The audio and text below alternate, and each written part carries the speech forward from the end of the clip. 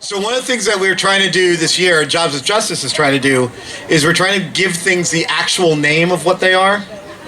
So for years we used to say we fight corporate greed, but that's not really what we do.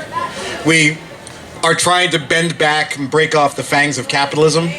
And we have to kind of acknowledge that capitalism is a problem before we can really move forward. It's destroying the planet, it destroys families, it makes us hurt each other, causes war, imperialism. So while I am trying to remember who I asked to speak next, which is an actual thing that happens to me sometimes, I'm going to vamp for a minute. Seriously, I can't remember who's next. That's kind of crazy. Yes, actually, Raul Figueroa, Fuerza Laboral is one of our closest partner organizations, an anchor organization in Rhode Island Jobs with Justice. And Raul Figueroa is one of the most aggressive, creative, and brilliant organizers in that organization, and one of my closest friends. So give it up for Fuerza Laboral and Raul Figueroa.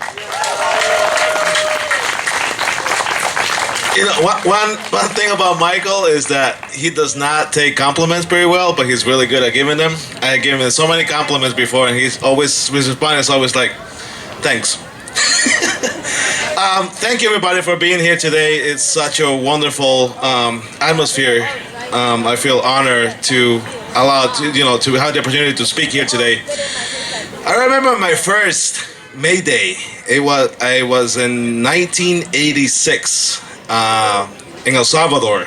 The country was at war, and my father put me on his shoulder and carried me around, and we went to the capital. And on our way to the capital, you can see burning tires, burning buses, burning houses, like blocking roads.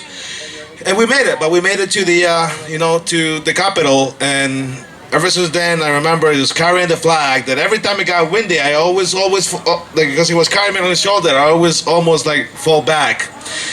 And to be here today, how many years later? 32 years later, it's actually an honor. I feel so blessed to be here.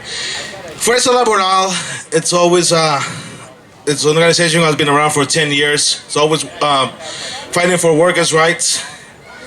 Nowadays, that battle has become a lot harder, and I think we all know why. But that doesn't stop us, because one thing that I learned at a very young age is that what scares me also fuels me and empowers me, and it helps me to move forward. And I hope that everybody here today feel the same way, because this is not a fight that we're gonna win. You are not gonna hear the name of one person who won this battle. You're gonna hear organizations, communities, movements, and many, many, many fights. Because your fight is my fight is the fight of the young children right here in front of me. They are the future. They look into each other. I don't mean to call you out. All the children here in this park, they're the future. They're the one who gonna carry the work that was started many years ago, and we're gonna make a change. Because I know that. I really believe that. And I also want, at the same time, I want to acknowledge all the teachers that are here today, because you guys are building that future. You guys have one of the most important jobs there is right now.